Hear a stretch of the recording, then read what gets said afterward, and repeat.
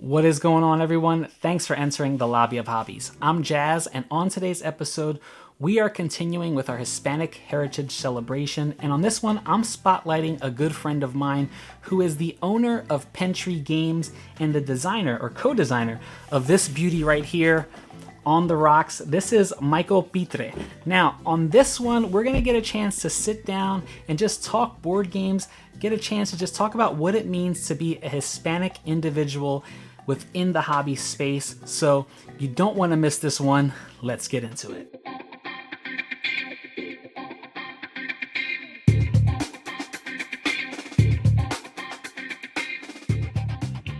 All right, so let's get into it. We have Mike Pittre. Of course, this is Hispanic Heritage Month, so you know I got to pronounce it right. From Pentree Games. This is my good friend, designer, publisher, owner of Pentree Games. You name it. This is my buddy, Mike. Let's get Mike on. What's going on, Mike? How's it going today?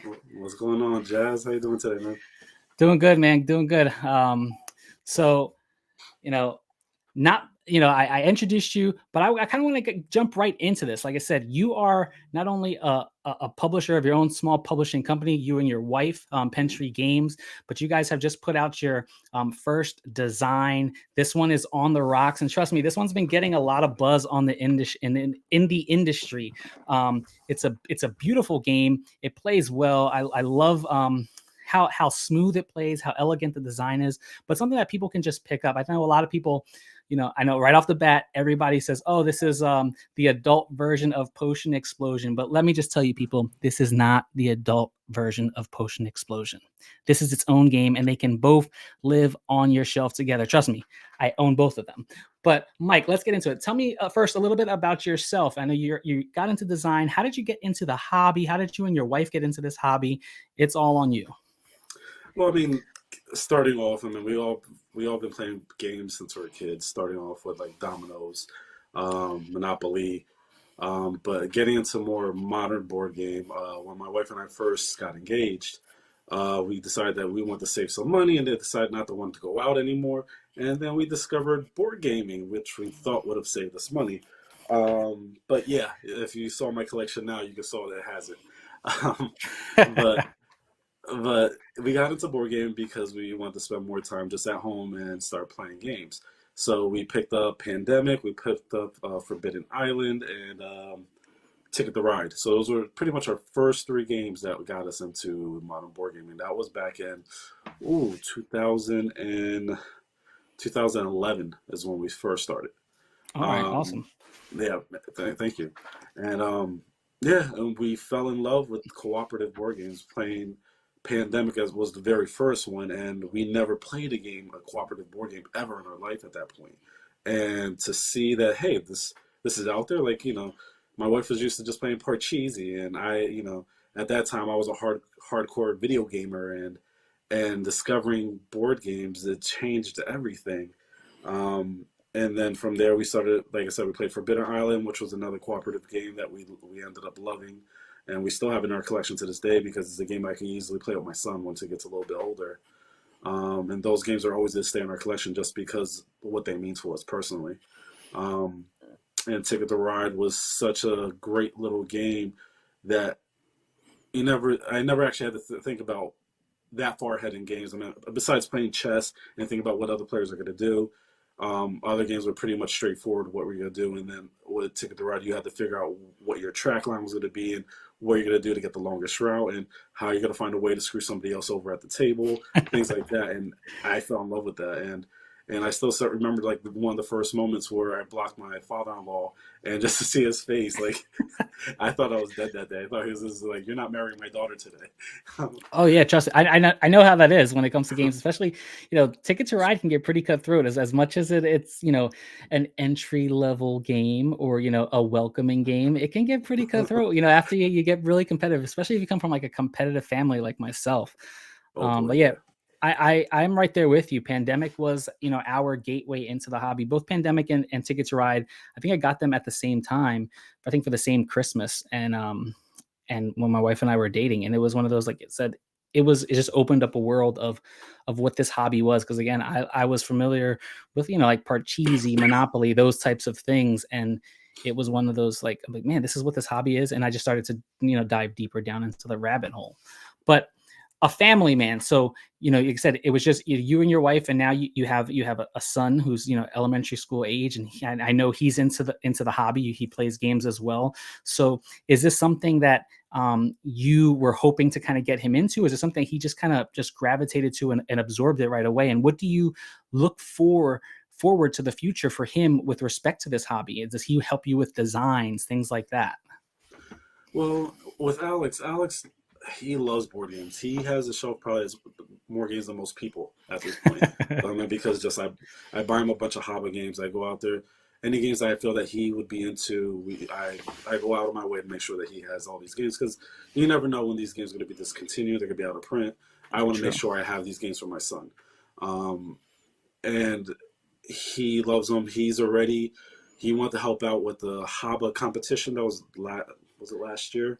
It was Oh, just neat. yeah, it was just a fun little. They sent us a pack to design a game, and then we will pitch our design to them. And it was not looking to pick up the game from us or anything like that. It was just more of like a fun event through Haba. And at that time, we designed a really fun game, which I think we're going to try to publish in the future because Oh, it was just a nice. it was good. We really enjoyed it. He loves his little game, and if you ever see a game called Crystal Cave in the future, that was designed by Alex. So you'll see. But Nice. it was fun. But he loves games. And the one thing is that going through games like I find myself remembering moments with my family playing board games more than sitting on the couch watching TV with my family. Yeah. So these building these memories with them and Alex, I'm always going to remember, and I want to make sure that I have those memories forever. Because yes, I could just sit down and watch YouTube and just be around him, but I just don't want to be there. I want to be a part of it. So that's if you understand what I'm trying to say. Like I want to be a part of that memory. I want him to remember those moments with me through the rest of his life to the day I whatever pass away in the future. He has those memories of me being there, hanging out with him. No, I agree. Like I said, being a father of a 2-year-old, and my daughter is the one who, like, when my wife and I will sit down and play, or even when I get a new review game or something that comes in, the first thing she's like, "Daddy, we play a game." So of course I pull off a hobby games, off out of her collection. She has a small little collection too, and we'll sit down and play, even if it's something where she's not, doesn't really understand the concepts. I've understood that with this hobby, it's something that I know has helped with her language. It's helped with her critical thinking skills, things like that. And I've For seen sure. it progressively over the time. Like it's like every single time I sit down at the table with her, I see her. It's like she picked up something from the previous time we sat down, and it could be something as simple as this time I'm moving that character myself after I roll that die, as opposed to Daddy moved it for me the previous time. So she's starting. You see her, gravitate to and really understand, which I think is so cool for kids. But like I said, so you're a designer. Let's get into give the people a little bit of talk about this beauty. Like I said, this thing's been featured on the Dice Tower. It's been featured pretty much if there's a channel out there, this thing has been talked about, and not only the production quality, beautiful. Like, man, give us a little bit about what this is. This is your baby, right? So give us a little bit about it. Yeah, that game was a labor of love. So when we went into designing on the rocks, as you know, every game goes through its ups and downs where you started off, the game is terrible at first, and you just continue on and on. So that game took us about 2 years to develop. Even though it does seem simple and it seems straightforward, it took a long time to get it to that straightforward point where you can actually teach somebody that easily how to play the game and to make it the gateway game that it is right now. But the original concept from the game is when my wife was working for her previous company, her coworker started going to bartending school, Okay. and and she's told us that like all the mixing was just food coloring in the drinks, and that they didn't actually use real liquor at first. So I'm like, hey, that's a great idea for a board game. So this is why like we even wanted to make sure it had no drinking involved because when you're training, you're not using real drinking or Yeah. real Okay. alcohol. Excuse me.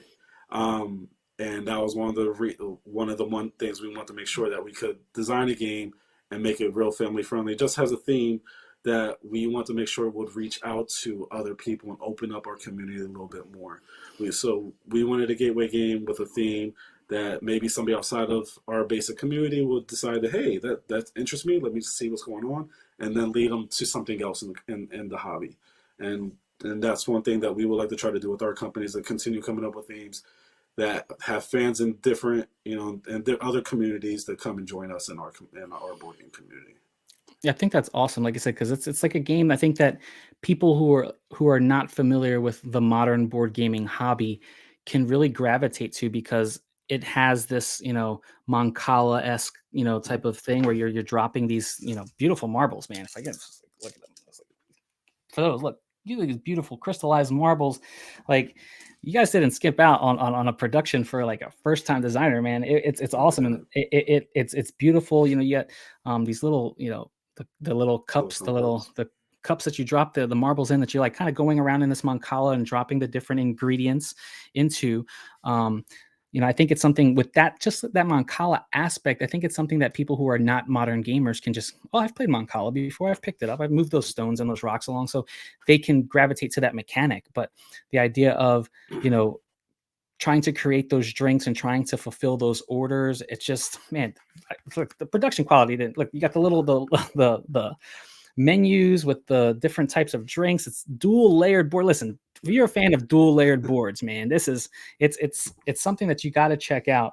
But it plays well. It plays smooth, and it's just it's a great design. And Appreciate I it. know I know your wife is a graphic designer, so I'm gonna say that, man, She's Christina, good. beautiful work, and her work's out there in other games, not only this one. So, um, if you see a game that has Christina Pittre on it, man, check out the artwork and design, because it's second to none. It's beautiful stuff. But you know, I appreciate this theme because it's something that I think, while people say, "Oh, this is an adult theme," I think it's something that's going to gravitate people who are not into this hobby, and look at it and say, "Oh, hey, I can, maybe grab a drink tonight and sit down with my friends at the table and learn this game about making drinks or fulfilling orders."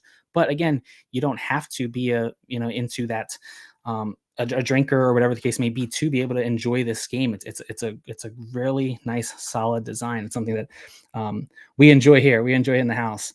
But I wanted to kind of switch into, because I brought you on to spotlight you, because this is Hispanic Heritage Month, and Yes, sir. this is a hobby where we talk about trying to get more people involved from different backgrounds, not only just from a cultural standpoint, from different walks of life, right?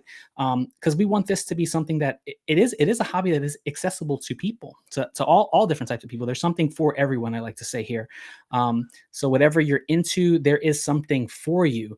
But from that Hispanic culture, a little bit of background on you, like how do you think that played? Was it something? I know for me, it was just really just dominoes is where, like, games for us, like, we didn't there wasn't really anything that kind of spoke to us.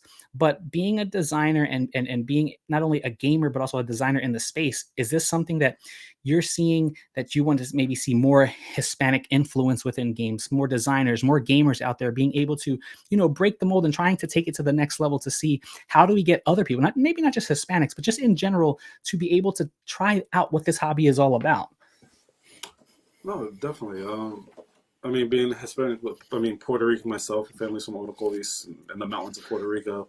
Like, we always love games, and as you said, dominoes was one of the main things. I played a bunch of spades growing up as a kid and Yep. into college. I could go on and on. Just like we always love playing games, and I feel that, and I'm noticing now, even with just the content reviewers like yourself, there are more Hispanic content reviewers coming out, or content creators, correction, that are actually showing up in the industry now, and I'm loving it because at first, when we first got into it, there weren't many Latinos in it. Well, I thought, or I just didn't notice, or maybe I was just too shy to ask people, like, "Hey, are you Spanish?" Or like, "Hey," like, And then bit by bit, I started seeing more Latino last names into the community, and I find myself gravitating towards these individuals a little bit more because we grew up the same almost. We all had that very tight family bond growing up, and Yep. that's one thing that you see in the Latin community. and then once we get to know each other, we become family. It's just like you and I, like I never met you before at one point, and then hey, you want to meet up because I was purchasing a game from you, That's and right. then ever since then we've been great friends ever since then. Yeah. I And that's the one thing I love about the Spanish community when it comes to this, and I just feel that more designers and the more Latinos that start playing the games, you're going to start seeing more designers that are going to have a Spanish heritage, and you're going to see that there's going to be a lot more games in the future that are going to be like the games are going to be more related to our cultural backgrounds. You're going to see more games that are about the Incas again. As you've seen, there's a lot of people, there's a lot of history in our people throughout the world, and you're going to continue seeing more and more games being developed and having themes around Spanish culture. Yeah, I definitely agree. Like you said, I was when I got into this hobby, I was like, I don't see many people like me. I've in the beginning, it was a very welcoming environment from Mm-hmm. my experience, right? I know there's people who it hasn't always been as welcoming. I know there's some challenges there, right? Like with anything, when you say from just being a minority in any type of walk of life, right? There are the challenges, but overall, this has been a awesome, welcoming community that people have Very just much so. embraced me, um, not only just as a gamer, but now even as a content creator. But it's something like yourself, and I'm pretty sure you felt that same way as a designer, right? Where you've gotten had that points where while it may have been a probably a scary step walking in, right? And, but I'm pretty sure you've had people who were able to take you under their wing, and you're like, oh, it wasn't just, hey, you're the Hispanic guy, right? It is, hey, you're someone who is offering something that's not yet in this hobby, right? So you kind of bring it in and you embrace. And there are those people that are out there with that, which is awesome.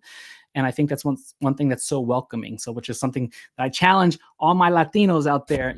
Check this hobby out. It's something that you can kind of get into. Listen, you got a designer right here, right where is it? Right, yeah, right there. All right, who is not only doing it, with his wife, and doing it as a family, has a son who's right now working on designing games as well. This is something that if you didn't think this was something that you could do, and you're always wondering, hey, what could I do? Like maybe I'm the nerdy type, right? This right here is a guy who is a family guy who does his stuff, and he's representing for you guys. He's representing for us, the Boricuas, but just the Latino community in general. And that, this is what we need. We need to see people that are like us in all walks and all aspects of life doing things. So don't ever sell yourself short in what you can do, because listen, this right here, this man right here. All right, I think I got it right. Yeah, yeah. Yeah, you got it. That's a testament to you know always continuing whatever it is you're passionate about. So if you're that kid in middle school, high school who plays D&D or playing Pokemon or playing those cards, whatever it is, don't let someone sell you short, because there is something that you can do with your life with those types of things. And listen, we it's our hobby for us, but there's careers out there for it. There's things that Very true. you can break the mold. And this is just a testament. That's why we're putting this. That's why I wanted to put this out there. So this to show our Latinos, young boys and girls out there, that there are paths that you can do in life to celebrate, not only our culture, our heritage, that you can actually add to this hobby, but to be able to show a little bit of who you are as well, and put your own little stamp on it. But I think that's just awesome, to see that. And that's why, it's great to not only see you as a face within the community, but also have you as a friend in what you do. Because like I said, there's things that you've taken me under your wing that's kind of have walked me through this hobby as well. And I appreciate that. Because like I said, it is a family. Like us as Latinos, Mm-hmm. we're here. Give us some arroz con gandules and give us some pernil, give us some chuletas, whatever the case may be, put it at the table. And no matter if we know each other or not, when we throw some food on the table, we all get together and we Yes, enjoy sir. ourselves. And at the end of the day, we become family, right? So I've noticed that within this hobby, not only with our, the Hispanic content creators that we're seeing out there that I've gotten to meet over the past couple of weeks and months doing this, but it's that cultural knit that we have separately Mm-hmm. from how we grow up has kind of just transcended into what we do now, right? And we see it and we can relate to that. And I think that's what you see in different just cultural groups from different heritages that you see within the hobby. But it's something that it's like it's coming. I think Jason over at Shelf Stories makes it good. He says he doesn't call it a melting pot. He calls it like a salad bowl because in this US is like a salad bowl. We have a little bit of everything. If we mix it all up, it becomes this great kind of concoction, this great recipe. But if Sure. the melting pot is a little bit different because we kind of get some of us gets melted away, right? But if you're in a salad bowl, we all still have our representation of who we are that makes it great. But I think that's so awesome. But yeah, I wanted to kind of bring you on to kind of touch basis on that and give us a little bit of insight to what you do. So what is what is in store then? Let's get some people. What is in store for Pentree Games in the future for Mike and Christina as designers? Like, do you guys? I know you guys have other plans out there with things that are coming out. I know even if you may not be able to speak on them now, but what else do you guys have things coming down the line from Pentree? Yeah, we're probably about 3 4 years out of games that we've been designing, and hopefully within the next year we'll be up have our next Kickstarter, which will be a card game. If you buy the game, you'll see an instruction book. On the very back page, it's called Pirates Book. That's our first game that will be coming out, or second game that will be coming out after this campaign, after On the Rocks one. We're working on expansion to On the Rocks, and the reason we're doing that now is because we're pretty much already sold out of the game. So which Yeah. is amazing for us to have it done, like have it printed. I Yep. never thought it would have been gone in a month, and it's gone already. So there's a few left that you could get at some stores that like people who picked it up, but Yep. there's no more on the distribution shelf at the moment. So which is amazing. Yeah. That Um, that that's awesome to hear. Like, it's crazy. I'm proud of the work that we were able to do. The people that we met throughout this whole thing have been just amazing. The backers have been amazing. It's just been the backers have been family, and to every one of them, thank you. We love you guys. Without you, we wouldn't be able to get to where we are today. We went through the first process of not being able to complete the first campaign and had to relaunch it. And it was a bad decision what we did the first time because we launched during the campaign. And also, I'm sorry if you heard my baby crying in the background, but he has an ear infection, and so he's a little sick and Uh, he's under the weather. So you'll hear him very upset in the background. Christina's taking care of him at the moment, but yeah, he's very angry at this moment. um, but yeah, but back to what we were getting at the games.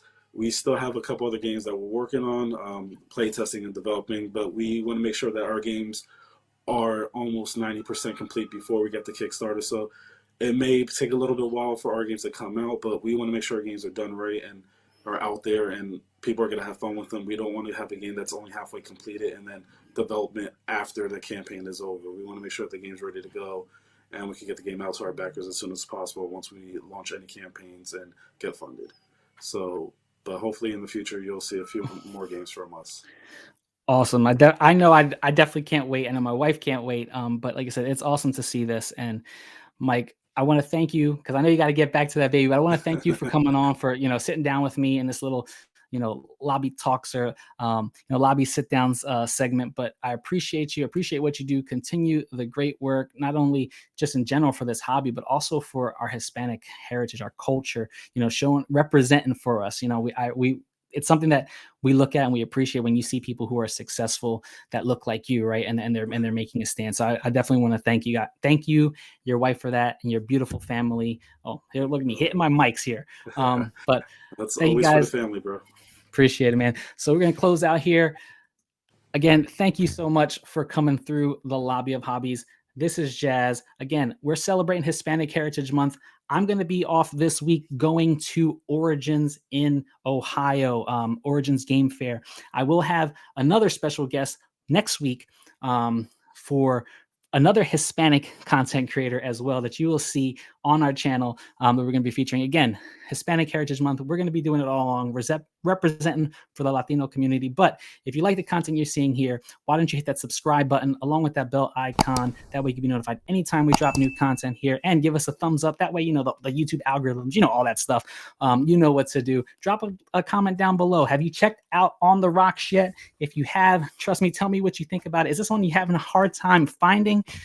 Trust me, he's already said it's pretty much sold out in distribution centers anyway. So if you can find it, get a hold of it. But again, thank you guys for stopping through. I appreciate it. Remember, enter, share, discover some games. This is Jazz signing out. Have a good one.